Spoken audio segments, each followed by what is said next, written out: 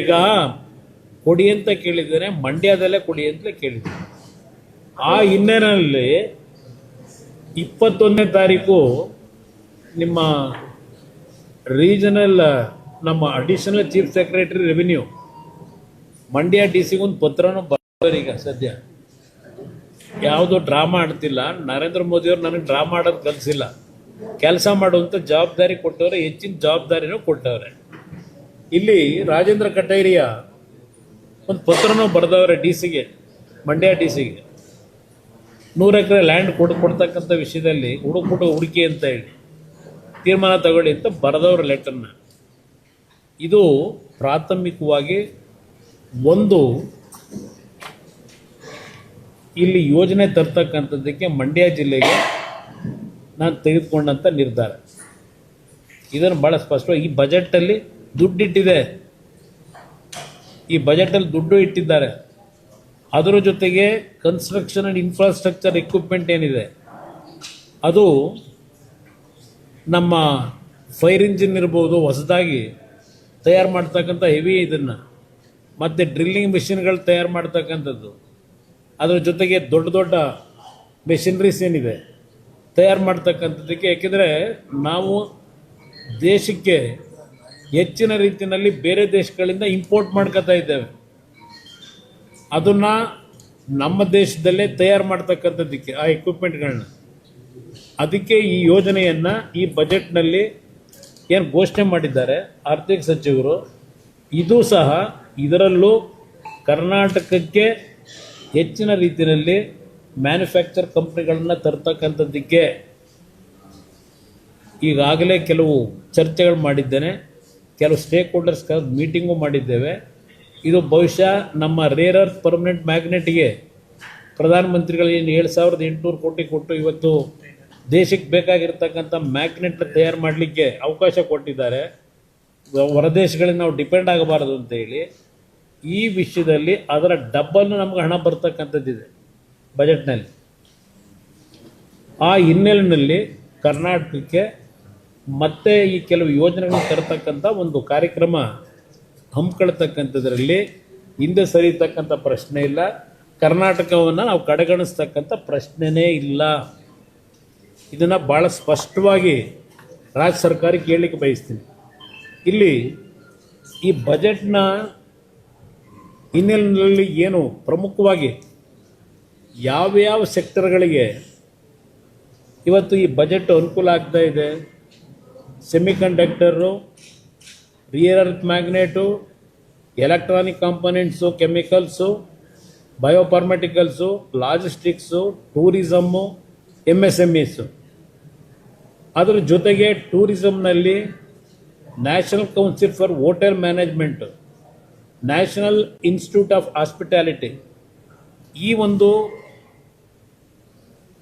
ವಿಷಯವನ್ನು ಮುಂದಿಟ್ಟುಕೊಂಡು ಸುಮಾರು 10,000 ಕೋಟಿ ರೂಪಾಯಿಗಳ ವೆಚ್ಚದಲ್ಲಿ ಇವತ್ತು ಈ ಟೂರಿಸಮ್ಗೆ ಎನ್ಕರೇಜ್ ಮಾಡ್ತಕ್ಕಂಥದ್ದಕ್ಕೆ ಏನೋ ಒಂದು ಎಂಪ್ಲಾಯ್ಮೆಂಟ್ ಜನರೇಟ್ ಮಾಡಲಿಕ್ಕೂ ಅನುಕೂಲ ಆಗ್ತದೆ. ಈ ಎಲ್ಲ ಕಾರ್ಯಕ್ರಮಗಳು ಇದರಲ್ಲಿ ಸೇರಿರ್ತಕ್ಕಂಥದ್ದು. ಇನ್ನು ಕರ್ನಾಟಕಕ್ಕೆ ಬಂದಾಗ ತೆಂಗು ಬೆಳೆಗಾರರಿಗೆ, ಕೊಕ್ಕೋ ಬೆಳೆ ಬೆಳೀತಕ್ಕಂಥವ್ರಿಗೆ, ಕ್ಯಾಶ್ಯೂನಟ್ ಬೆಳೀತಕ್ಕಂಥವ್ರಿಗೆ, ಒಂದು ಶ್ರೀಗಂಧ ಬೆಳೀತಕ್ಕಂಥವ್ರಿಗೆ ಹೆಚ್ಚಿನ ರೀತಿಯಲ್ಲಿ ಆರ್ಥಿಕ ನೆರವುಗಳನ್ನು ತರ್ತಕ್ಕಂಥದ್ದಕ್ಕೆ ಓವರಾಲ್ ಬಜೆಟ್ನಲ್ಲಿ ಇವತ್ತು ಎನ್ಕರೇಜ್ ಕೊಡ್ತಕ್ಕಂಥದ್ದು ಏನಾಗಿದೆ, ಕರ್ನಾಟಕಕ್ಕೆ ಸಿಂಹಪಾಲಿದಲ್ಲಿ ಬರ್ತದೆ. ಖಾಲಿ ಚಂಬು ಈ ಸರ್ಕಾರದ್ದು. ಕೇಂದ್ರ ಸರ್ಕಾರ ಕೊಟ್ಟ ದುಡ್ಡನ್ನು ಸರಿಯಾಗಿ ಉಪಯೋಗ ಮಾಡ್ಕೊಳ್ಳಿಲ್ಲ ಯಾವುದನ್ನು ಸಹ. ಇವತ್ತು ಪದೇ ಪದೇ ಕೇಂದ್ರ ಸರ್ಕಾರ ನಮಗೆ ಫೈನಾನ್ಸ್ ಕಮಿಷನ್ನಿಂದ ಬರ್ತಕ್ಕಂಥ ಒಂದು ತೀರ್ಮಾನಗಳಲ್ಲಿ ನಮ್ಗೆ ಅನ್ಯಾಯ ಮಾಡಿದ್ದಾರೆ, ನಾವು ಹೆಚ್ಚಿನ ತೆರಿಗೆ ಕಟ್ತೀವಿ ಅಂತಕ್ಕಂಥದ್ದನ್ನು ಏನು ಹೇಳ್ತಾರೆ.